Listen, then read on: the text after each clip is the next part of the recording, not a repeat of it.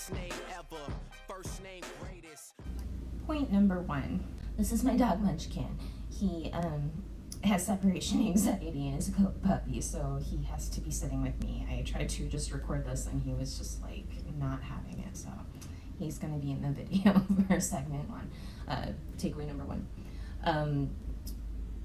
One of the larger, I think, from the first few weeks was that traditional change management models do not work for most organizations in the 21st century, largely because of the overlapping factors in which most organizations exist, and they have to deal with automation and the rapidly changing technology and how that's accessible for their clients and consumers.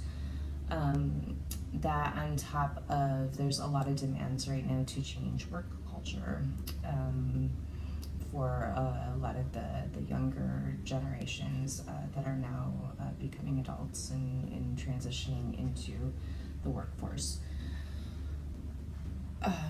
So I believe Schramer and Seng said something to the extent that traditional change models or theory of changes applied to workplaces might work for a while, but eventually they will run into some limitation from it. And I think after looking at how many businesses, some that had been around for 100 years,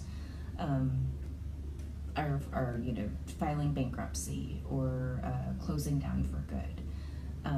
Those limitations can make or break and determine if an organization is going to exist in a year from now.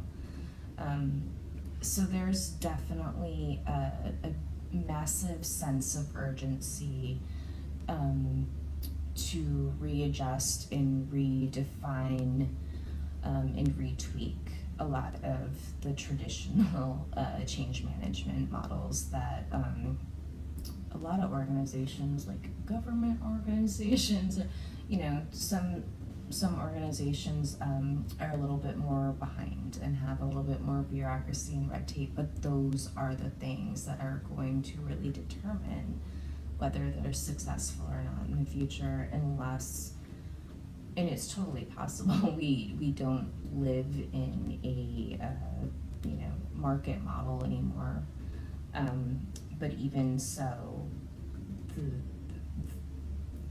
the singularity of the world that we live in is still going to demand that organizations change and adapt to things like climate change and rapidly depleting resources that we're running ever short on, and figuring out how humans are going to continue to exist. I just put like this doomsday take on it, but there is definitely like a sense of urgency to moving away from the traditional ways that we've been going about organizing our workplaces. And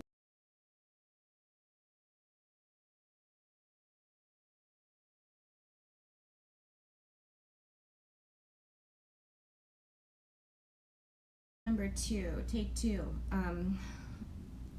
I think one of the things that's really been inspiring me the last few weeks and keeping me going is this whole idea offered certainly through Appreciative Inquiry, which I loved and was like really elegant and universally could be applied to so many different things. I definitely used it a lot for constructing that community safety theory of change, and it was fun.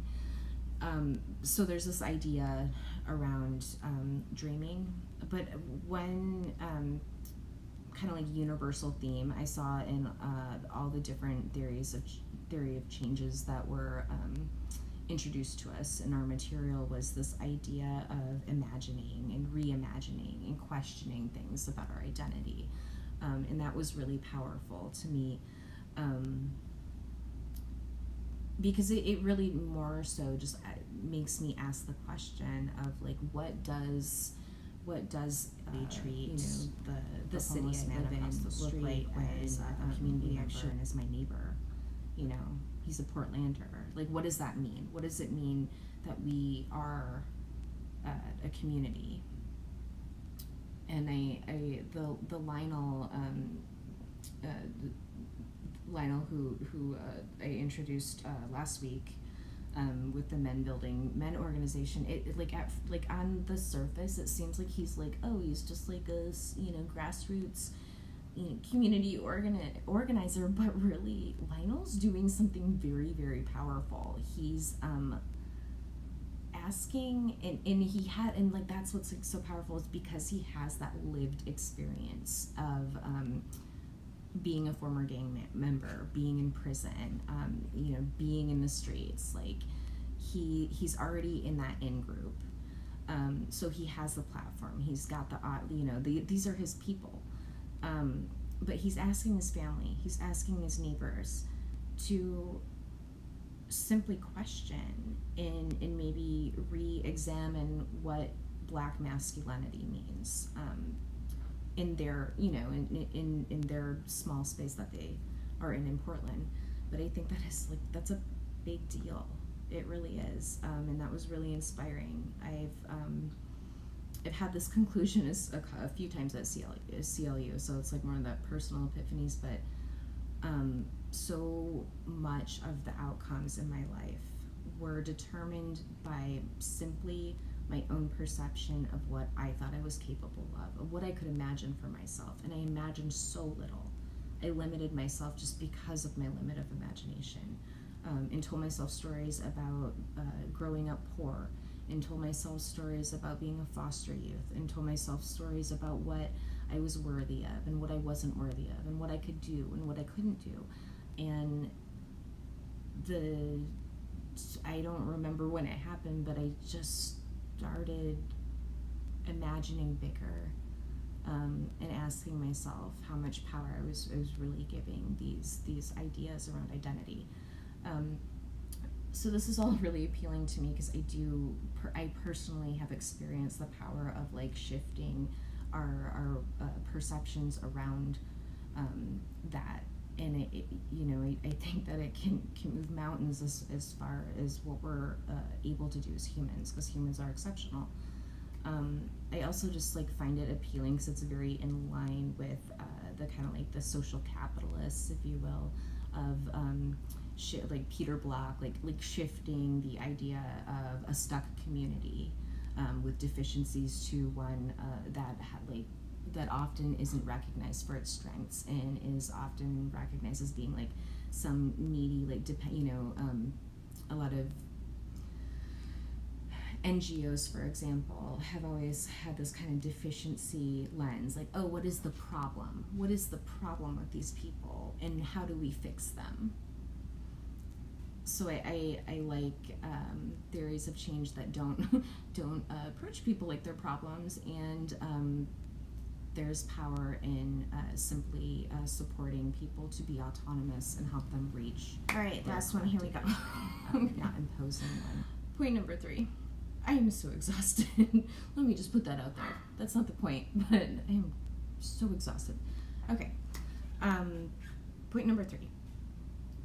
The best theory of change, regardless of what you choose, regardless if it's appreciative inquiry, regardless if it's Cotter's, change step model, regardless of its all the other ones, many other ones that we went over. Regardless of what you choose, I think that the most successful theories of change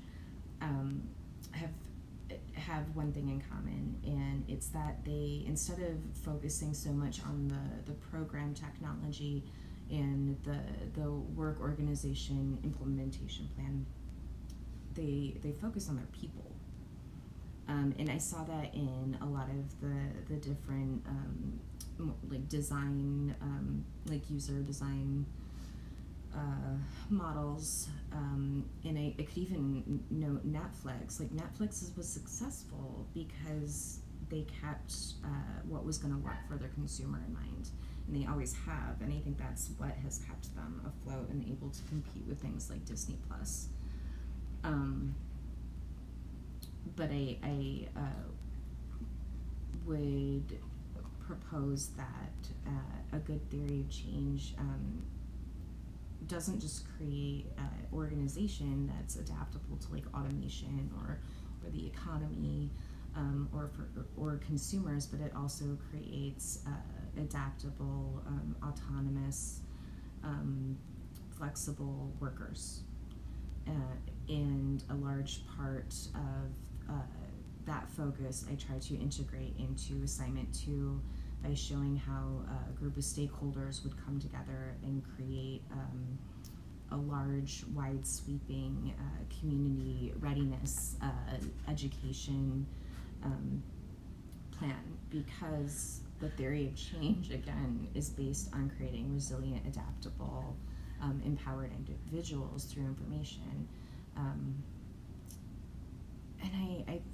And you know, some of that's probably just my personal, you know, my personal values, what I value.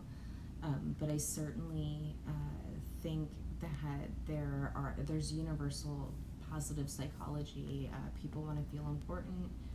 People want to feel like they're growing and that they're learning and that they're not staying stagnant.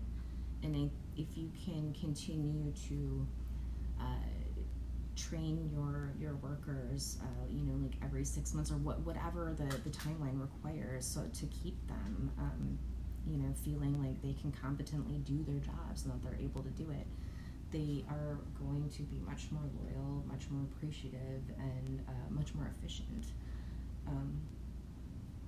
Yeah. And I think this was an amazing class, and the amount of practical knowledge I truly feel like I can apply to the real world. So for that, Jason, thank you. Gosh, I hope that you are feeling better from COVID. I'm so sorry that happened to you. Sorry we didn't ever get a chance to talk in person, but I really enjoyed your videos, and yeah, you know, you're from Portland, kinda. You come here, so anytime. I'll see you sometime. Aloha.